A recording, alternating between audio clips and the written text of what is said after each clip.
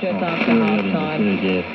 Of course, they went on to lose against the Cats by 81 points. So John Longmire talks about learning a lot and learning from those experiences. As much as you want that amazing story of Callum Mills coming back and into the team, I don't think I'd risk him. Well, he said himself, he trained pretty well yesterday, okay? So he'll train flat out tomorrow, and he needs to train flat out tomorrow. If he's not 100%, he doesn't play. It's too big a risk.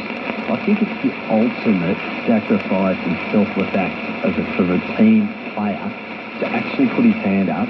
And I reckon Callum Mills would, to be honest. They didn't make him captain for nothing, a co-captain for nothing. I reckon to put your hand up and say, I can't get there. Simon Prestigiacomo for Collingwood, amazing selfless act to say, I just don't think I can guarantee I can get through the four quarters. Ended up missing the premiership. So I think he'll make the right call. I'm going for size. I think you just try and neutralise Brody Grundy wherever you can. Under no circumstances do they go in and say Joe Danaher's taking the number one ruck role. You're going to have to replace him in the forward line. I think he's a good backup. Stopgap, but no way. You've got to go in with a ruckman to go up against Brody Grundy in that. So Darcy Fort, he gets in, I reckon. Two games this year that he's played, and he's coming in for the grand final. History's littered with these fairy tales. I mean, I really feel for Oscar McInerney, by the way, and I thought, again, you talk about acts, team acts. His performance at the weekend to come back out in that ground, strapped up, just to put a body against body for a couple of quarters, I thought was basically without that they wouldn't have got across the line. So they owe him a lot, and I'm really for him. There's going to be plenty of interesting calls in lead up to the grand final. Make no mistake about that. We're going to switch to AFLW after the break, and we're going to be speaking. A roll over the top of the D and snapped it up the net.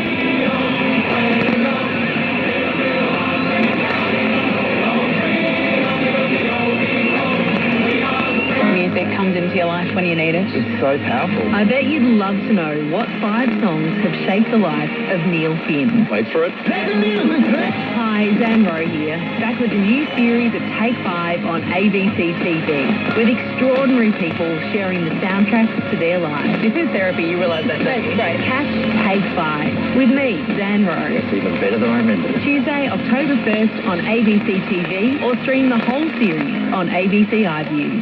This is Extra Time with Ashley Nelson, right here on ABC Radio Perth and WA, ABC Sport Digital, and on the ABC Listener. Well, if you missed the Dockers women's game against the Demons on the weekend, I suggest you go back and take a listen or watch it, because it was an absolute belter. Freo mounting a fourth quarter comeback to snatch victory after the siren, winning off the boot of Ash McCarthy, who has joined us tonight on Extra Time. Ash, congratulations on the win. Congratulations on the goal as well. What was going through your head when that final siren blew and the ball was in your hands? Thanks, Ash. First of all, yeah, it was a great win. I think we always had the belief that we could win the game, and I think especially that third quarter going against the wind, we really probably stemmed their scoring, and then we had the win in the fourth quarter. But I think we just had to go all out to win. We were braver with our ball movement, and obviously just being able to get it forward and lock it in our forward 50, which enabled us to score goals. So I think the main thing going forward is that we need to try to do that earlier on in games and not leave it for the last 8 minutes.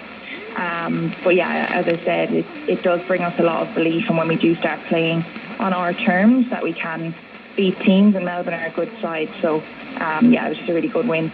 Yeah, I'm sure that all the fans would appreciate that, and also Lisa Webb winning a little bit easier. But you've given everyone a bit of a scare as of the last couple of weeks. You were late out the game before with some bone bruising in your knee. You're even wearing a brace. How is the knee going, and is that something that you're going to have to manage throughout the season? She came up onto the bench and led us from the bench. And yeah, she just got just a testament to her character. And obviously we're heartbroken for her and we'll be there for her, but I think she's still such an important part of this group. And she's, she'll lead by example, but also, yeah, she's just a great person to have. So just the results he's coming to Melbourne, I think, would be, which would be great for the group. But then obviously we'll have to focus on ourselves and get ourselves right. But yeah, we're all dedicated to it. There it's much more subtle. The pivots to Asia is a much more untested ground because ultimately it will be tested by what happens if or when there's some kind of Chinese move against Taiwan, and that's a big moment of test of the future American power as how does America react in that circumstance, and that is occupying a huge amount of time and thinking in Washington. You see, I love this phrase, pivots to Asia. As you say, it came up in Barack Obama's time because they became frustrated with these entanglements that never seemed to end, that seemed to drain American resources. They wanted to go places where things were happening, that things were getting better. It's some kind of diplomatic version of a dancing with the stars. We're trying to walk away in one direction and keep getting rent in another. Barack Obama wasn't able to fully pivot to Asia. President Trump didn't, and President Biden didn't. They keep being dragged back to the Middle East. Making sure we can get up and be healthy between each game is what our focus is now. And we're hoping in the future we can have more on our list and also play more games. Now you are going to Melbourne at a fantastic time to be over there. The AFL Grand Final happening, of course, as well. Who are you going for? Swans or Lions? To be honest, I'm probably in between the middle. I don't really mind. It's going to be a great spectacle. So At the start of the year, you made your way over from the West Coast Eagles into the Fremantle Dockers. How has that transition been? And were you worried at the start of it, or has it been fairly seamless? It sort of seems to be something that's a bit more commonplace in the AFLW.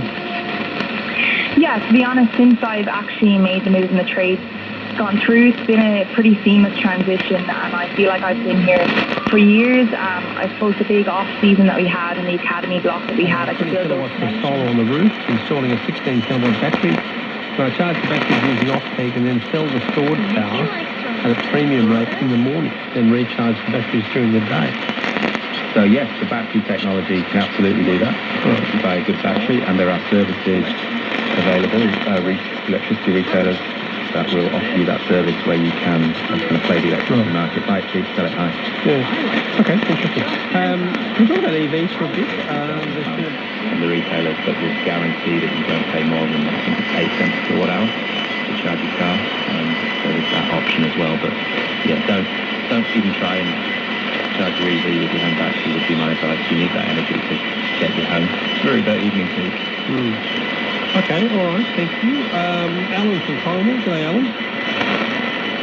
G'day, Alan. Can you hear me? Yeah, gotcha. Yeah, okay. Yes,